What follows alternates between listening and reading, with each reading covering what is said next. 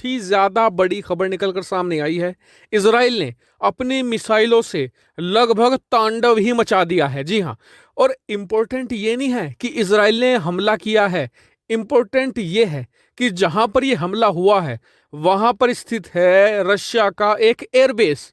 और इसी वजह से जो स्थिति है वो और ज्यादा गंभीर हो गई है। तो चलिए बिना समय गवाए जान लेते हैं कि ये हमला कहाँ हुआ है, इससे नुकसान कितना हुआ है और रशिया का इस पर क्या रिएक्शन है। सब कुछ मैं आपको डिटेल से बताऊंगा, तो मेरे साथ आप इस वीडियो में तक बने रहिएगा। और अभी तक भी अगर आपने चैनल को सब्सक्राइब नहीं किया है तो वो भी कर लीजिएगा। चलिए वीडियो को शुरू कर लेते हैं। दोस्तों स्क्रीन पर आप नजर डालिए, आपको मैं दो न्यूज दिखा रहा हूं और ये न्यूज बिल्कुल अभी अभी आई है।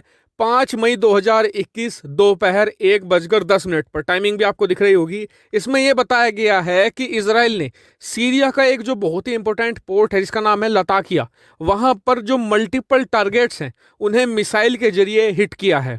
चलिए अब जान लेते हैं कि ये लताकिया कहाँ है और ये इतना इंपॉर्टेंट क्यों माना जाता है। स्क्रीन पर आप देखिए, मैं आपको मैप में दिखा रहा हूँ लताकिया की लोकेशन, जहां पर मैंने ये व्हाइट कलर का एरो दिया हुआ है, ये लताकिया है। और ये सीरिया का बहुत ही इंपॉर्टेंट पोर्ट है क्योंकि यहां से ही ज्यादातर व्यापार करता है सीरिया। और दूसरा, यहीं पर करीब में है रूस का एक बहुत ही इंपॉर्टेंट सैन्य बेस। इतना इंपॉर्टेंट, आपने अभी तक पिछले 5-6 सालों में जितने भी ये खबर सुनी होगी कि रूस ने आज एयर स्ट्राइक कर दी, रूस ने आज जबरदस्त हमला कर दिया, वो सारे के सारे हमले अंजाम दिए जाते हैं लताकिया बेस से ही। ऐसे में जो ये पूरा लताकिया शहर है ये बहुत ही हाई सिक्योरिटी एरिया माना जाता है और इस पर इजराइल का हमला अपने आप में कई सवाल खड़े करता है। हालांकि अभी तक ये स्पेसिफाई नहीं हो पाया है कि नुकसान कितना हुआ है, क्योंकि अभी 1-1.5 घंटे पहले की ये खबर है।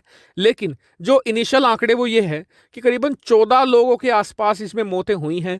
और जो लताकिया पोर्ट है वहां पर एक जो प्लास्टिक का वेयर हाउस था उसे भी नुकसान पहुंचा है। हालांकि अब आप कहेंगे कि इजराइल यहां पर रूस को निशाना क्यों बनाएगा, मैं बताता हूं कारण। दरअसल अब से 6 दिन पहले इजराइल पर हुआ था मिसाइल अटैक। यहां तक कि जो मिसाइलें थी वो इजराइल के बहुत ही इनर इलाके में पहुंच आई थी, जिससे कि इजराइल पर सवाल खड़े होने शुरू हो गए कि जी आप तो बैलिस्टिक मिसाइल प्रूफ कंट्री हैं, मिसाइलें आपके देश में एंटर कैसे हो गई।